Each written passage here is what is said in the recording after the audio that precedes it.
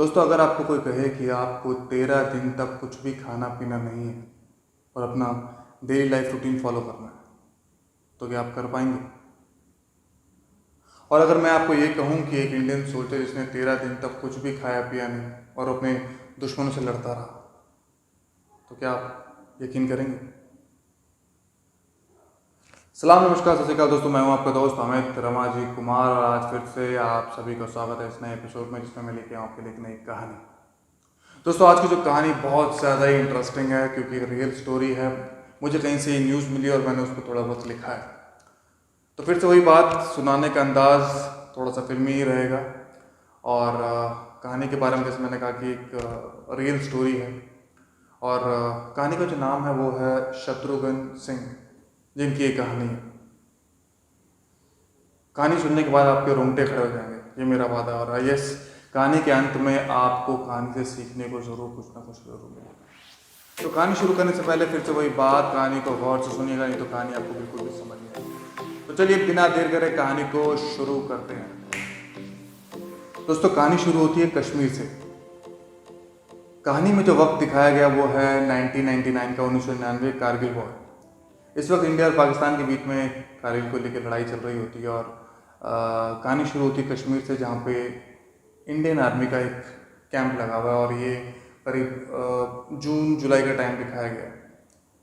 तो उस वक्त जो भी सोल्जर शहीद हो चुके होते हैं इंडियन आर्मी के, तो उनके घर पर चिट्ठियाँ भेज दी गई होती है कि ये सोल्जर जो है वीरगति को प्राप्त हो चुके हैं। तो उसी वक्त कैंप इंडियन आर्मी का जो कैंप लगा होता है कश्मीर में, तो उस कैंप की तरफ एक आदमी बढ़ रहा होता है और वो भी मतलब हिप्स के बल आगे बढ़ रहा होता है। उसके तो हाथ ज़मीन पे होता है और ये जो पोजीशन होता है उसका बैक, वो ज़मीन पे होता है। जो बम जो होते हैं, जो हिप्स होते हैं ज़मीन पे होता है और वो अपने हाथों से आगे की तरफ से खींच रहा होता है, अपने आप को आगे की तरफ बढ़ रहा होता है। तो कैंप की तरफ बढ़ रहा होता, तभी जो कैंप में जो सोल्जर्स होते हैं वो देख के अलर्ट हो जाते हैं। वो उनके हाथों में हथियार होते हैं और वो अलर्ट हो जाते हैं। उन्हें लगता है कि शायद कोई टेररिस्ट है या कोई भी हो सकता है, कोई सुसाइड बॉम्बर हो। तो जैसे जैसे वो करीब आता जाता है तो वो देखते हैं कि उस बंदे ने जो ड्रेस पहनी हुई है वो इंडियन आर्मी की होती है। उसके बाल काफ़ी बड़े बड़े होते हैं और दाढ़ी बहुत दाढ़ी भी बहुत बढ़ चुकी होती है। तो उसकी जो ड्रेस होती है वो इंडियन आर्मी की होती है, लेकिन उसके पैरों में जूते नहीं होते, शूज़ नहीं होते।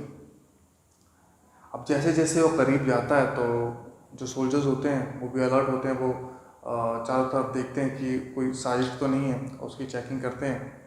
और वो जो सोल्जर होता जो जो पैरों के बल अपने आप को घसीटता हुआ आगे बढ़ रहा होता है, वो बंदा जो होता है बहुत बहुत ज़्यादा थका होता है, बहुत टायर्ड होता है और वो कुछ बोलने की कोशिश कर रहा होता है, लेकिन उसके मुंह से आवाज़ ही नहीं निकल पा रही होती। वो इशारे से कुछ ना कुछ बता रहा है उनको, सोल्जर्स को, लेकिन सोल्जर कुछ समझ नहीं पा रहे उसकी बात को। तो इतने में कुछ सीनियर सोल्जर्स आते हैं वहाँ पर और उसको प्रॉपर देखते हैं। तो उसके गले में एक हथियार होता है, जो सोल्जर्स के हाथ में होता है वो वही हथियार होता है नॉर्मल। तो जो सोल्जर होते हैं उसके हथियार वगैरह ले लेते हैं और उसको देखते हैं, काफ़ी बुरी तरह से ज़ख्मी होता है वो। उसके जो राइट लेग होता है, पैर में काफ़ी चोट लगी होती है, बैक में काफ़ी चोट लगी होती है। तो उसके बाद उसको कैंप के अंदर लेके जाया जाता है और पहचान करने की कोशिश कर रहे होते हैं। कोई कहता है कि शायद ये कश्मीरी है या शायद कोई पाकिस्तानी सोल्जर मुझे लग रहा है। तो इतने में उसका ट्रीटमेंट शुरू होता है। उसका पैर के जो कपड़े होते हैं जो वो उसको फाड़ के देखा जाता है, तो उसके अंदर उसका जो पैर होता है वो बुरी तरीके से सड़ चुका होता है। तो उसको प्रॉपर फर्स्ट ट्रीटमेंट किया जाता है, साफ़ किया जाता है उसको। और इतने में वो पानी मांग रहा होता है, लेकिन उसको पानी नहीं दिया जाता। उससे जो सीनियर सोल्जर्स होते हैं वो कहते हैं कि इसे पानी मत दो, हो सकता है पानी देते ही मर जाए। तो उसकी हालत बहुत ज़्यादा ख़राब होती है और फिर उसको जूस दिया जाता है। जूस पीता है, थोड़ी सी एनर्जी आती है। फिर थोड़ा बहुत कुछ स्नैक्स वगैरह उसे दिया जाता है, उसका प्रॉपर ट्रीटमेंट होता है। तो इतने में उसी कैंप का एक सोल्जर उन्हें पहचान लेता है कि ये तो शत्रुघ्न सिंह जी हैं। उनका नाम बोलता है, तो शत्रुघ्न सिंह जी ये कौन है? तो अब वो जो सोल्जर होता है धीरे धीरे उसमें हिम्मत आ रही होती, बोलने की कोशिश कर रहा होता है, लेकिन उसे रेस्ट करने के लिए बोला जाता है।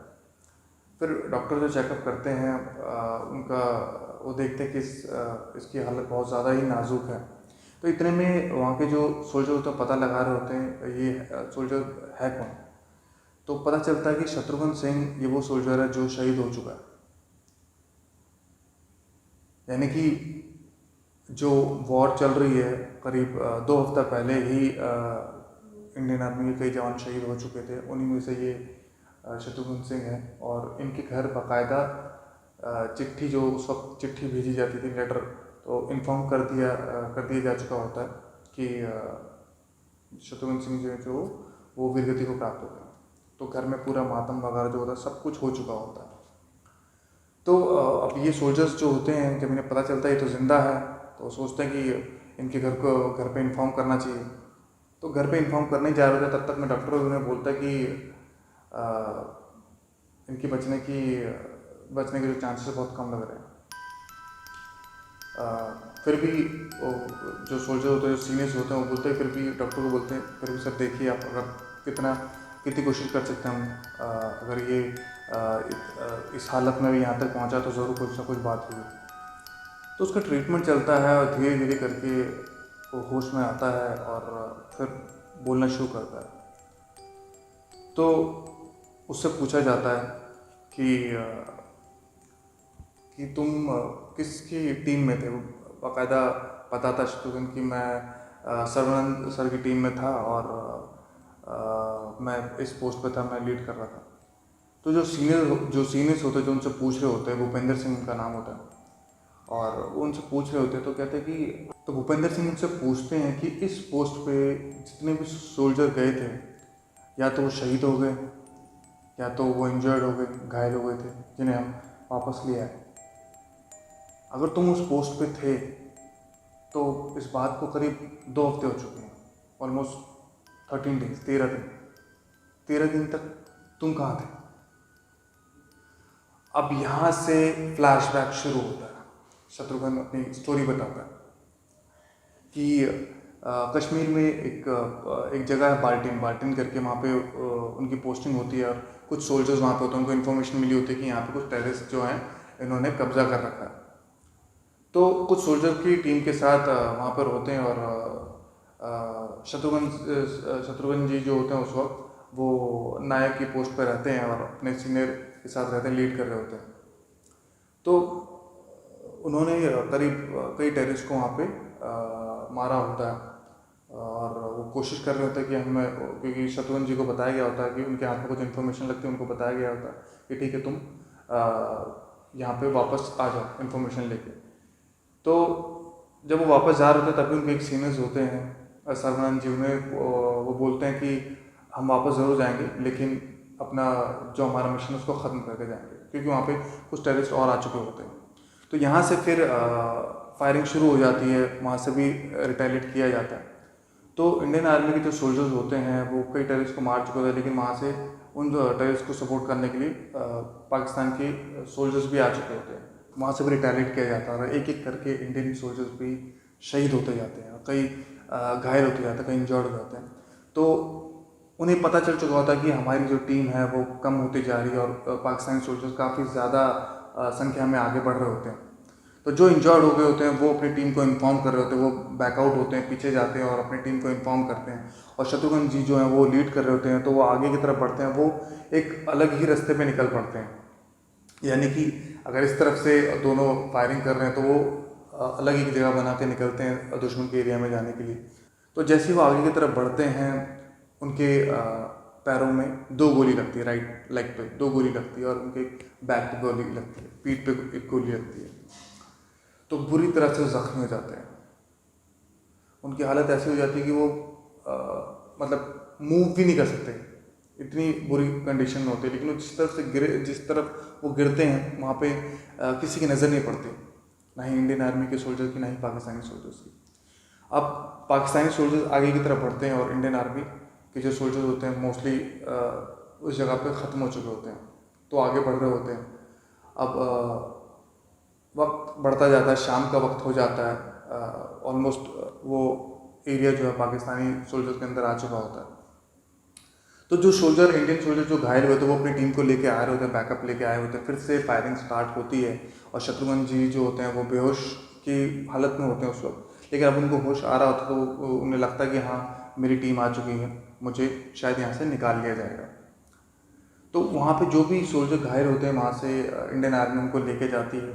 कुछ यहाँ पे फिर से कई पाकिस्तानी टेररिस्ट मारे जाते हैं, कुछ सोल्जर मारे जाते हैं।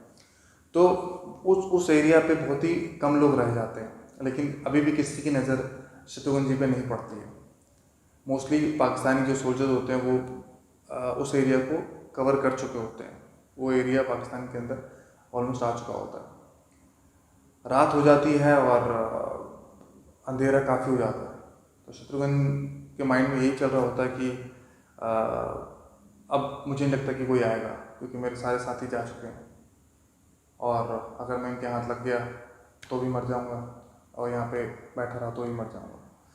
उनकी हालत ऐसी होती है कि उनकी पैर की जैसे कि हड्डी टूट गई हो और बिल्कुल भी वो मूव नहीं कर पा रहे।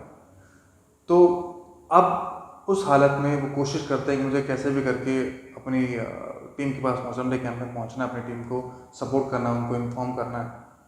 तो वो क्या करते हैं, उनके पास जो हथियार होता है उसमें एक रॉड लगती है जो गन साफ करने वाली होती है, वो उस रॉड को निकालते हैं और अपने जो टूटा हुआ जो पैर होता है गोली से जो टूट चुका था उस पैरों पे बांधते हैं ताकि उन्हें सपोर्ट रहे, और अपने जूते उतार देते हैं। जूते के जो लेसेस होते हैं, जो फीते होते हैं, उन फीते से उस रॉड को प्रॉपर बांधा जाता है। उनके बैक में गोली लगी हुई थी पीठ में, तो अंदर की जो सैंडो बनियान होती है वो उतार कर उस पीठ पे बांधते हैं। अब उस हालत में वहाँ से मूव करते हैं, रेंगते हुए आगे बढ़ते हैं। तो कभी कभी हिप्स के बल अपने आप को पुश करते हुए आगे की तरफ बढ़ते हैं। तो शाम से सुबह होती है, सुबह से फिर अगेन रात होती है। वो जंगल के रास्ते, जो भी उनको रास्ता समझ में आता है उस तरफ से मूव कर रहे होते हैं। तभी अचानक उनकी नज़र कुछ पाकिस्तानी टेररिस्ट पर पड़ती है जिनके हाथों में हथियार होते हैं। और जिस तरीके से मूव कर रहे होते हैं उनको भी, उन टेररिस्ट को भी वो भी अलर्ट हो जाता है कि हाँ कोई है। अब इस वक्त यहाँ पर हम करीब 3 से 4 दिन बीत चुके होते हैं और शत्रुघ्न, उनकी हालत ऐसी होती है कि तीन चार दिन तक उन्होंने कुछ खाया पिया नहीं, शरीर में बिल्कुल जान नहीं है। तो उस कंडीशन में वो टेररिस्ट उनकी तरफ बढ़ रहे होते हैं। हालांकि शत्रुघ्न के हाथ में हथियार ज़रूर होता है, लेकिन हाथ उनके इतने बंध चुके होते हैं कि यानी कि मानो कि वो हाथ खुल ही नहीं रहे, उनमें इतनी ताकत नहीं कि वो इस मुट्ठी को इस तरीके से खोल भी पाएँ, ऐसी हालत हो चुकी होती है। फिर भी किसी तरीके से वो बहादुरी के साथ आगे बढ़ते हैं और वहाँ से टेररिस्ट का सामना करते हैं और वो अकेले उन दोनों टेररिस्ट को शूट कर देते हैं। उनको शूट करके फिर से वो आगे बढ़ने की कोशिश करते हैं और उनके हथियार जो होते हैं वो कोशिश करते हैं कि इन हथियारों को मैं लेके आगे बढ़ूँ, लेकिन उनके लिए पॉसिबल नहीं था क्योंकि वो अपना बोझ ही आगे खींच नहीं पा रहे होते। तो एक हथियार उनके पास पहले से था और 2 और ले लेते तो बिल्कुल भी पॉसिबल नहीं हो पाता। तो उन हथियारों को वो उसी एरिया पे किसी कोने में छुपा देते हैं और उन टेररिस्ट के पास कुछ डॉक्यूमेंट्स होते हैं, वो डॉक्यूमेंट्स को वो अपने पास रख लेते हैं और आगे बढ़ते हैं। इसी तरीके से वो रास्ते ढूंढते हो, कभी टाइम बढ़ता जाता है, कभी 3, 4, 5, 6, 7, 8, 9, 10, करीब 2 वीक यानी कि ऑलमोस्ट 13 दिन हो जाते हैं। 13वें दिन वो उस कैंप में पहुंचते हैं। तो यहाँ पे फ्लैशबैक खत्म होता है। यहाँ पे अपनी टीम को बताते हैं कि वो डॉक्यूमेंट्स जो उनके पास मिले होते हैं वो डॉक्यूमेंट्स उनको दिखाते हैं कि ये पाकिस्तानी सोल्जर और टेररिस्ट के पास से मुझे मिला है और मैंने उनके हथियार इस एरिया पे जाके छुपाए। तो डॉक्यूमेंट्स देके जो उन सीनियर्स को जो समझ में आता है वो उसके ऊपर काम करती है और एक टीम को भेजा जाता है उस जगह पे, वहाँ पे प्रॉपर उनको वो चीज़ मिलती है, हथियार वगैरह मिलता है। तो यहाँ से अब उनको पहचान लिया जाता है कि ये इंडियन आर्मी की सोल्जर है शत्रुघ्न सिंह जी। और उनके घर पे जब इन्फॉर्म किया जाता है, जब चिट्ठी भेजी जाती है तो घर वाले शॉक्ड हो जाते हैं। फिर से उनको समझ नहीं आता ये क्या है। हर किसी की आंखें नम है, लेकिन इस बार जो आंसू हैं वो खुशी के हैं। किसी को यकीन नहीं हो पा रहा होता कि सचमुच ऐसा हो चुका है। अब फैमिली भी तड़प रही है कि उनसे मिलना है। उनकी जो वाइफ होती है, वाइफ में जो खुशी है, जो तड़प है, उनके जो माँ बाप हैं वो तड़प है, उनके जो भाई हैं उनमें तड़प है। तो इंडियन आर्मी में यही बोलते कि आप धीरज रखिए, अभी शत्रुघ्न जी जो है उनका ट्रीटमेंट चल रहा है, अभी ख़तरे से बाहर है, अभी वो ठीक हैं, उनको चंडीगढ़ ले जाया जा रहा है ट्रीटमेंट के लिए। तो वो चंडीगढ़ उनको लेके जाया जाता है और वहीं पे जो उनकी फैमिली वो भी उनसे आके मिलती है। जब उनकी वाइफ उनको देखती है तो बयां करना बहुत मुश्किल हो जाता है कि उनके दिल में क्या चल रहा होता है। बहुत खुश होती है, उनकी फैमिली बहुत खुश होती है और देखती हैं कि उनके पैर में चोट लगी हुई है, उनको रेस्ट के लिए कहा जाता है। तो इस तरीके से वो धीरे धीरे करके रिकवर करने लगते हैं शत्रुघ्न सिंह जी। और उस साल के अंत में यानी कि कारगिल वॉर एंड होता है 1999 के बाद 2000 में 26 जनवरी के दिन उनको परमवीर चक्र से सम्मानित किया जाता है शत्रुघ्न सिंह जी को, जिनके लिए बहुत ही उनके परिवार के लिए, उनके दोस्तों के लिए बहुत ही फख्र की बात होती है। तो दोस्तों यहाँ पे हमारी कहानी ख़त्म होती है। उम्मीद करता हूँ दोस्तों कहानी आपको पसंद आई होगी और ज़रूर आपको कुछ मैसेज मिला होगा इसमें। तो जैसा कि हमेशा कहता हूँ कि अगर कहानी आपको पसंद आई हो तो लाइक, शेयर, सब्सक्राइब ज़रूर करें। और हाँ, अगर ये इंस्टाग्राम या फेसबुक पर देख रहे हैं तो मुझे फॉलो ज़रूर करें। तो दोस्तों अभी के लिए दीजिए इजाज़त। जब तक मैं नई कहानी आपके लिए लेके नहीं आता हूँ तब तक के लिए आप लोग अपना ध्यान रखिए, खुश रहिए। बाकी मैं हूँ आपका दोस्त अमित रामाजी कुमार। जय हिंद, जय Bharat and I really appreciate your time. Thank you.